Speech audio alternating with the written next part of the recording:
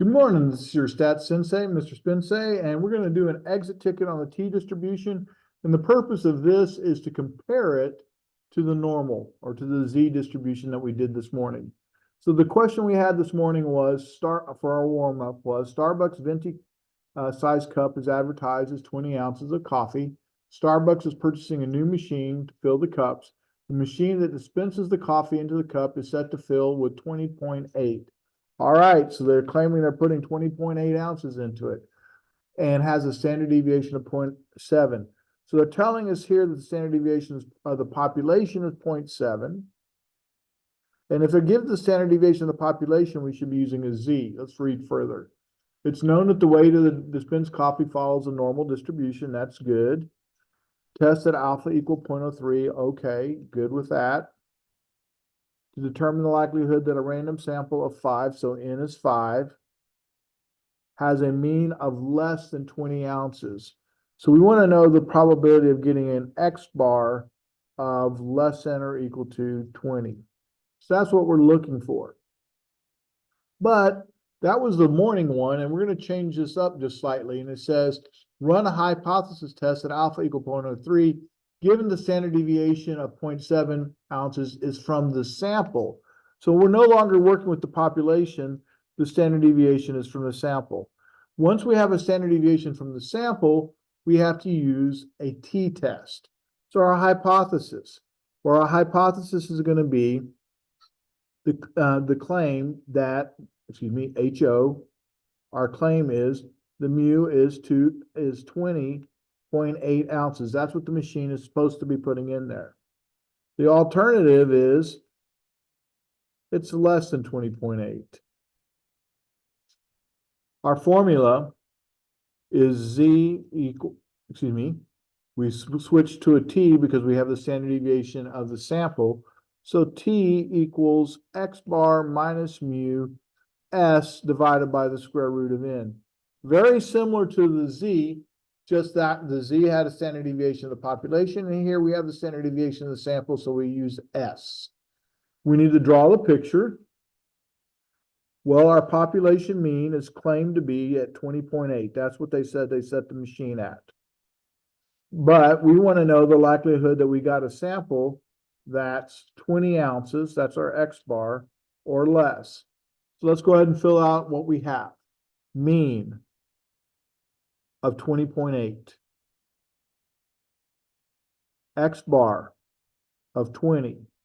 Standard deviation, this should not be that. This should be an SX, not a standard deviation of the, that should be an SX. And the standard deviation of the sample is 0.7. And our sample size is 5. And we're still shading off to the left. So let's go ahead and plug in. So we have the probability that T is less than, and then in this case is X bar. X bar is 20.8 minus the mean. Oh, excuse me, I wrote that wrong. Probability that T is, the X bar is 20 minus 20.8 over 0.7 divided by the square root of 5. Even teachers make mistakes. So 20 minus 20.8 over 0.7 divided by the square root of 5. So this should say T right here.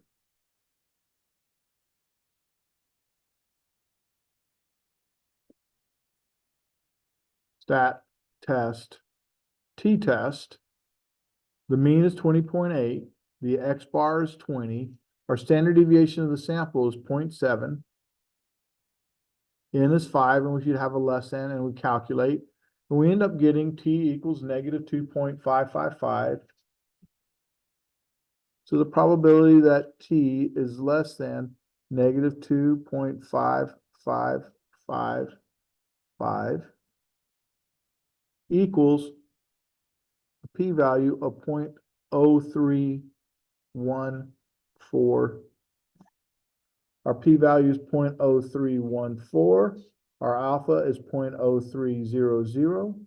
This is bigger because 314 is bigger than 300. So our decision is fail to reject.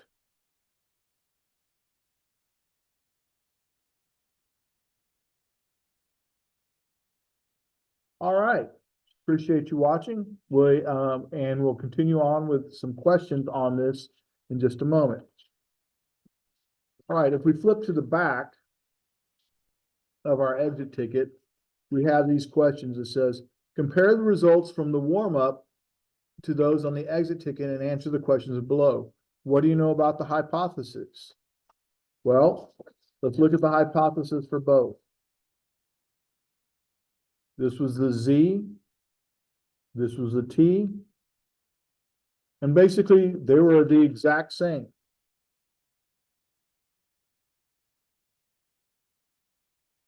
They were the same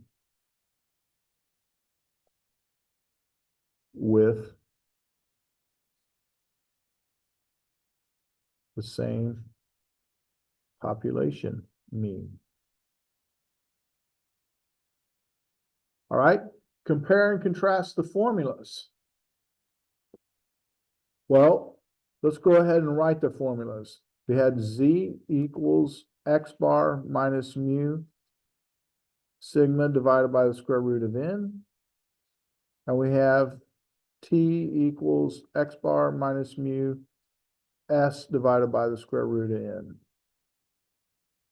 And so when I look at that, it's like, well, one's a Z distribution, the T distribution, but the only difference in the formula is one is the standard deviation of the population, one is the standard deviation of the sample. So they are the same, except Z uses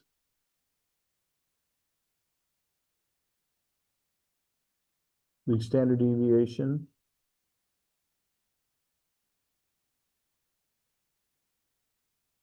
of the pop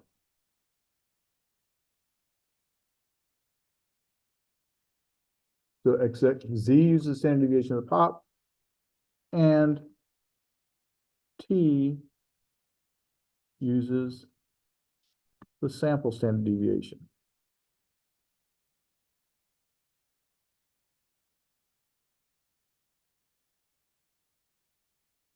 All right, were the T and Z statistics the same? Well, let's take a look. All right, my Z statistic was negative 2.55, and my T statistic was negative 2.55. So they were the same. Well, why? Well, if I look at the plugs, they both had the same numbers plugged in. So they were the same.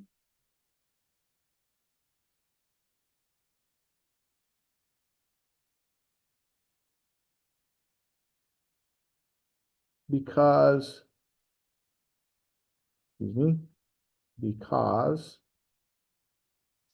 both the Z and T used the same values. All right, they all use the same values. Were the p-values the same? Well, no. The Z had a 0.0053 and the T had a 0.0314. This one is larger. So the T had a larger p-value. This one had a smaller p-value. All right.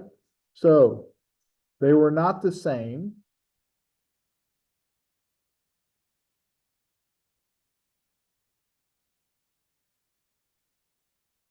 And the question is why?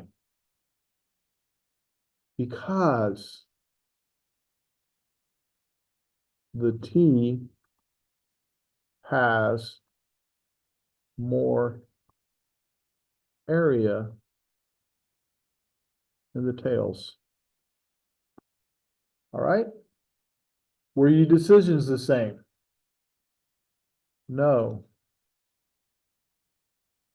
They were different.